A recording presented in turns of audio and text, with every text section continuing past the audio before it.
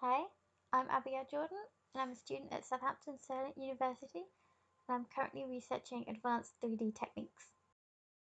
The technique which interests me the most is hard surface modelling. This is because I'm very interested in asset modelling and weapon modelling with different software and how the final result looks within the game engine. I've had a look at many job listings for 3D modelers within the game industry, and a fair few of them require a good understanding or be able to make hard surface models to a good level.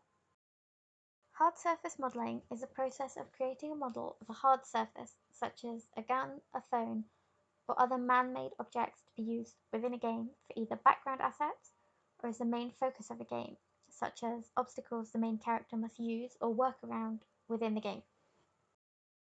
Hard surface modelling is used everywhere due to the fact that it's the modelling of a specific group of objects. Some of the places in which you can learn about this modelling is from professionals who teach this way, such as cgcookie.com or from cgmasters.net. Researching this technique, all games use hard surface modelling because every game has hard objects of some degree, whether that's a desk and chair in Call of Duty map, a gun in Destiny, or explosive barrel in The Evil Within. Some of the problems you may face when hard surface modelling are usually deformities in the geometry. This is usually pinch points or abnormalities when adding a turbo smooth or other modifiers. To fix this, you would need to increase the amount of loops in the geometry around the affected area to decrease the risk or amount of geometry warp. My first idea was to create many hard surface objects which all use different modelling techniques to create the final result. I then decided against this, as it would not show the final result which would be used in a game engine. I instead chose to create one object from initial concept to final high poly model to show the process of hard surface modelling. I have decided to use 3ds Max to model in because it lets you start from using a box or cylinder and extrude and edit the geometry by vertex and edges, whereas something like ZBrush, you would have to sculpt the object, which is usually best for organic modelling. One person who uses 3ds Max to model weapons is 3D modeler called Darko. Darko has worked on many independent mobile titles as well as dozens of AAA games. He uses 3ds Max to build a base mesh for games, then adding more detail and rendering out a normal map and bump map, as well as having an optimized game-ready model. One technique I have decided to research is using Turbo Smooth to create a high poly model.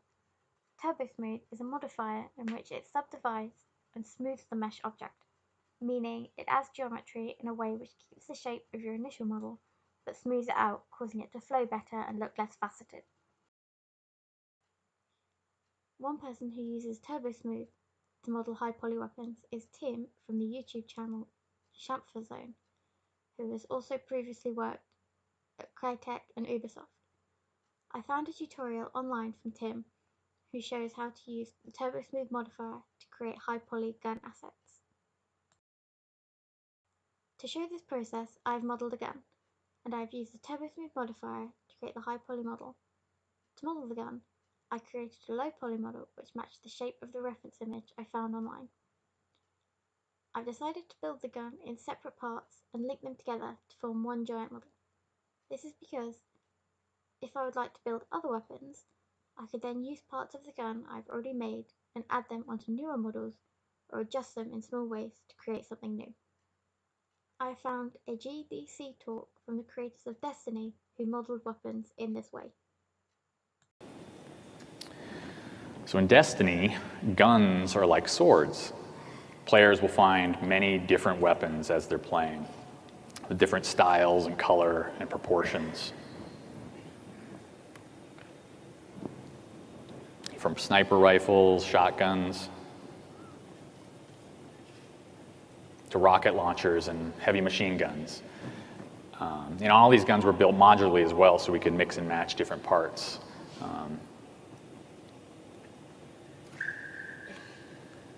And also, like we did with the player gear, rare and exotic weapons. Shown here in the top left is something we call Thorn. Top right, Pocket Infinity. It's super fun naming these. And Super Good Advice is the one on the bottom.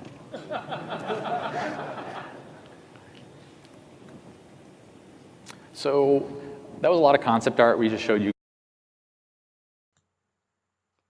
I imported the high poly model into Unreal Engine and created a new material to use on the model.